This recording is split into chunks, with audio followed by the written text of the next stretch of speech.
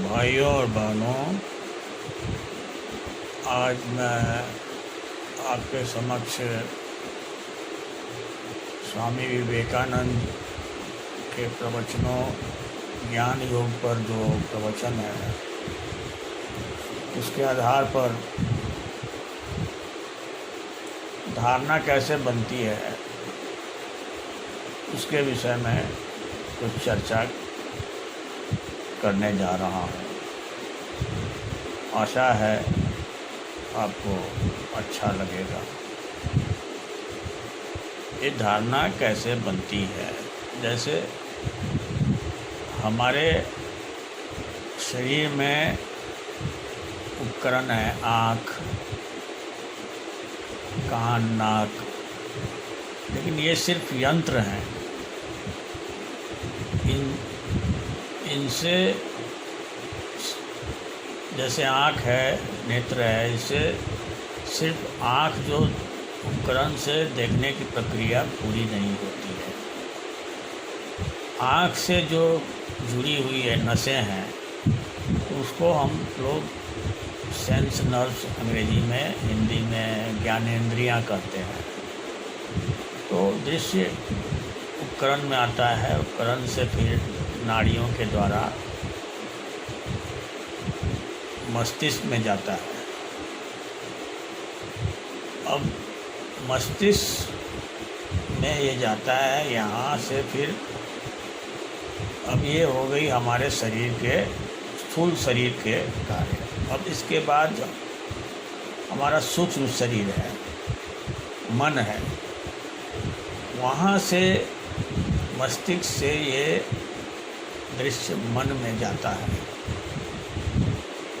और मन अगर ये नहीं इस संकेत को पकड़ेगा तो आप दृश्य आएगा लेकिन दिखेगा नहीं। ये बड़ी सोचने वाली बात है, वैज्ञानिक तथ्य है।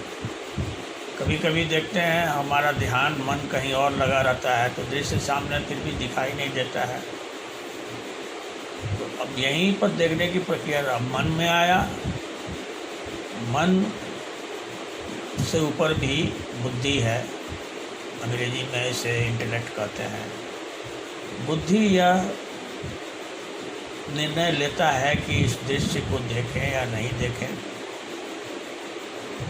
फिर वह जब निर्णय लेता है देखना है, फिर उसके पीछे आत्मा, जिससे ये सारी शक्तियाँ संचालित होती हैं, जो शासक है सूक्ष्म शरीर और स्थूल शरीर का, उसके पास जाता है, वो आज्ञा देता है। तो फिर उल्टे क्रम में आत्मा से बुद्धि में दृश्य का संकेत, बुद्धि से मन में, मन से नाड़ियों में और नाड़ियों से उपकरण में जाके ये कंप्लीट होता है, पूर्ण होता है।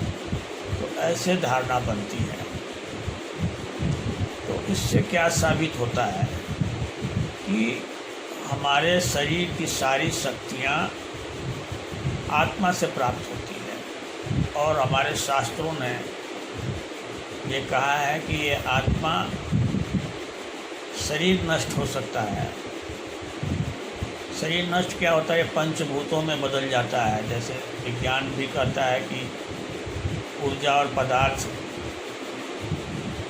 को कभी खत्म नहीं हो सकता है, ये एक दूसरे में बदलते हैं, तो ये बदल जाते हैं। लेकिन मन, मृत्यु के बाद मन की भी क्षति होती है। मन लेकिन मरता नहीं, सूक्ष्म शरीर नहीं मरता है।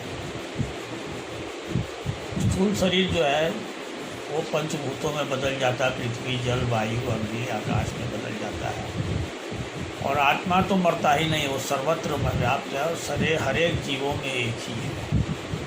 मन बुद्धि में थोड़ा भी ये भी बिल्कुल समाप्त नहीं होते हैं। ये अपने पुराने विचारों को लेके थोड़ा सा स्मृति भ्रंश होके थोड़ा स्मृति खराब होती है, जीवित रहते हैं, एक भाग में टूट जाते हैं।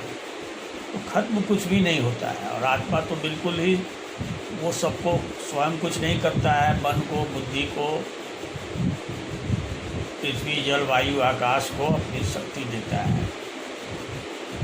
तो इस चीज़ का मैं विवरण इसलिए कर रहा हूँ कि हमारे सगे संबंधी कोई मर जाते हैं तो हम लोग सोचते हैं सब खत्म हो गया हमारा, सबको। ऐसा नहीं है। वो दूसरा शरीर प्राप्त करते हैं अपने इच्छाओं के आधार पर, अपनी अभिलाषाओं के आधार पर। हो सकता है हमारे घर में दोबारा वो आ जाएं, हमारे नाती पोते, कोई अनेक रिश्तेदार के रूप में।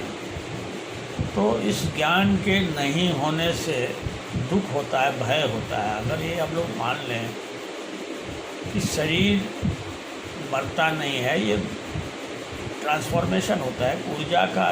विज्ञान भी मानता है कि ऊर्जा कभी खत्म नहीं होती, एक रूप से दूसरे रूप में बदली जाती है। तो ये ऊर्जा का स्थानांतरण होता है, रूपांतरण होता है। तो हमें इस सिद्धांत को बार बार इस पर मनन करना चाहिए, जिससे हमें जीवन में हमें शरीर के छूटने का भय नहीं रहेगा और हम आनंदपूर्वक रह सकें और ज़्यादा शोक नहीं करें। बहुत लोग इस मौत हो जाने पर करीबियों के बिल्कुल ही टूट जाते हैं। इस क्यों टूटते हैं, क्यों दुख बनाते हैं? इसलिए कि आत्मा का ज्ञान नहीं है। सूक्ष्म शरीर क्या है, स्थूल शरीर क्या है, इसका ज्ञान नहीं है। तो इससे भय होता है, आनंद से दूर हो जाते हैं। तो हमें इस स्थूल शरीर, इसका गीता में भी अच्छे से भगवान ने किया है, मैं सब में हूँ, लिख दिया है। तो हम लोगों को इसके बारे में प्रैक्टिकल, प्रायोगिक, वास्तविक ज्ञान होना चाहिए। जीवन में अपनाना चाहिए, इस ज्ञान को सोचना चाहिए, मनन करना चाहिए।